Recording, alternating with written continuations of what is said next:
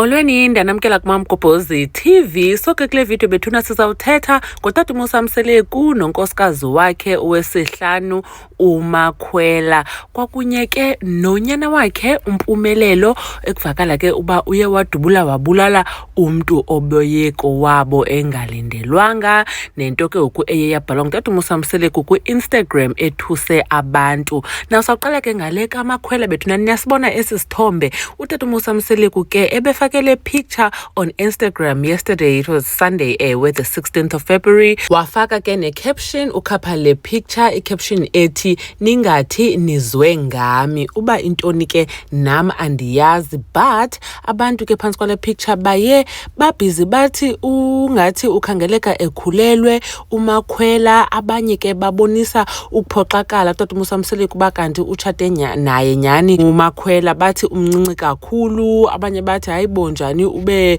nechomi kasine, bathetha wethu izinto ngezinto endibonayo ke uba inoba azingenanga kakuhle kuyo utata uMosamseleku okanye nakuMakhwela. But ke besendiyenzile ivideo izolo, ningayibona iphambi kwale ivideo, nazi nee-comments ke ndizifaka apha. Xa sivuka ke namhlanje kubekho umntu oposte i-comment kule picture yakhe noMpumelelo ayifakileyo, nayo ke phofu ekwathethisayo. Wathi laa mntu hayibo, bendiphuphana izolo ndikubona ufake uMakhwela apha ku-Instagram ngoba andisayiboni ngokuloo foto. Xa ndithi nam ndijonga, hayibo ifoto imkile. Now kule kaMpumelelo ke ipicture kunye naye ubhale Sibindi uyabulala futhi uyaphilisa. Bathi abantu hayibo Sibindi uyabulala, like ekubeni ngoba siyazi ke uba uSibindi kuthiwa ubulele umntu. So bathi abantu ke hayibo njani ubhale into engolo hlobo, ngoku yenzekile nyani le nto yakhe uSibindi uyabulala, ubulele nyani. Abanye abantu ke babesithi insensitive le nto ayibhalileyo kwifamily yalo mntu ubuleweyo. Abanye bathi ayilo xesha loba abe esenza izinto